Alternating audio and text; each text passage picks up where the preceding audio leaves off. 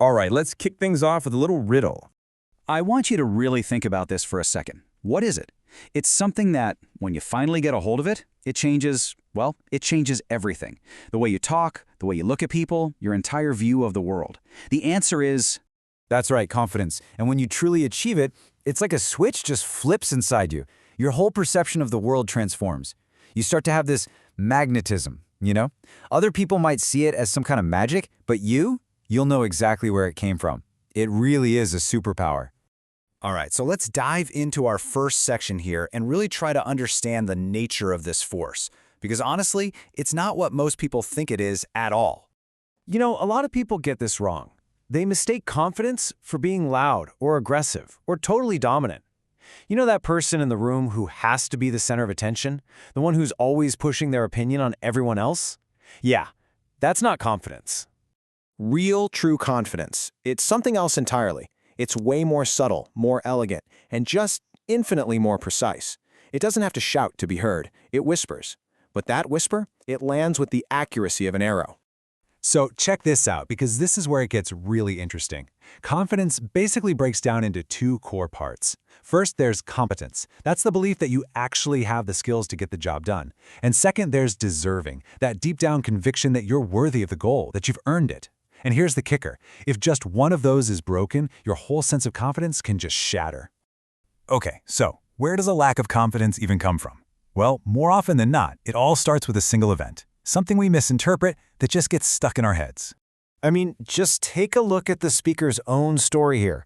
This was a time when it felt like everything was going wrong. It wasn't just one bad day, right? It was this whole cascade of events that just hammered in this feeling of low self-worth, and it created a really negative self-image. and that feeling, it's not just something you feel on the inside. It gets reinforced by how you think other people see you. You start to see that pity or that judgment in everyone's eyes, and pretty soon, that perception becomes your reality. But here's what's so fascinating about all this. We are not born this way. Not at all. There was this incredible study from Jerome Kagan at Harvard that showed kids are born as natural extroverts. It's the negative stuff we go through, those bad experiences that teach us to be insecure, to be introverted. And over time, our brain starts to connect certain actions with danger. And what does it do? It creates that negative inner voice. You know the one, telling you you're going to fail, all as a defense mechanism to keep you safe. But the good news is, this programming can be broken, which brings us to our next section. How just one single victory can start to build some truly unstoppable momentum. So the big turning point, the real game changer, came when he stopped obsessing over all the negative things that could happen and started focusing only on the things he could actually control, the inputs. Things like how many hours he studied or his physical training. And changing his body, that wasn't about looking good. It was about getting that first piece of hard, concrete proof that his effort could directly create a result he wanted. And that's the crucial point right there. You only need one, just one victory to get started. That first win creates this powerful momentum, this inertia that is so important to keep going because it proves to you that change is actually possible. And that one single win, it becomes the foundation for everything that comes next. Okay, now we're getting to the absolute core of this whole transformation. We're talking about consciously, deliberately rewriting those limiting beliefs that have been holding you back. And this quote just illustrates the whole foundation of this process so brilliantly. It's our beliefs, not reality, that control what we do. See, your brain isn't designed to make you happy. Its number one job is to keep you safe. And it will do anything to protect you from what it thinks is painful, even if that means holding you back with a complete lie. So this is the tactical part. This is the how-to. It's a 4-step method for taking apart a limiting belief. First, you have to detect the emotion when it comes up. Then you trace it back, identify where it came from, that original experience. Step 3 is the magic part. You recontextualize the story you tell yourself about it. And finally, you transmute that energy, flipping it from something that hurts you into a source of strength. So that third step, recontextualizing, is everything. It's all about shifting how you interpret what happened. So a failed presentation isn't proof that you're not worthy. No way. It's a signal. It's a sign telling you, hey, maybe I need to prepare more next time. It becomes an opportunity to grow. And when you do this, you transform those old failures from things you're ashamed of into powerful lessons that actually build your future strength.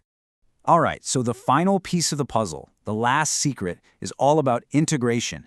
It's about making confidence a part of your identity, not just some feeling you're always chasing after. And this right here, this is probably the biggest mistake most people make. They wait. They wait to feel confident before they take action. But the reality, it's the complete opposite. You have to act with confidence first, and then you become a confident person. And this leads us to the real source of that deep, unshakable confidence. It's one word: coherence. It's when what you think, what you say, and what you do are all perfectly aligned. When you tell yourself you're going to do something, and then you actually do it, you build trust in yourself. And that trust you have in yourself, that is the absolute bedrock of confidence. So you see, this isn't about getting lucky or being born with some special talent. It's all about preparation. It's about systematically equipping yourself for the life you want. You learn to detach from the outcome and just fall in love with the process. You build your skills because a lot of the time, a lack of confidence is really just a lack of preparation. You decide who you want to be and you start acting like that person every single day. And let's end on this thought. The speaker realized that once he changed that one thing everyone told him was impossible, his physique, it suddenly meant that everything was possible. And that's, well, it's kind of a terrifying thought, right? Because it means that if there's something in your life you're not changing, you're actively choosing not to change it. So that leaves you with a question. What choice will you make?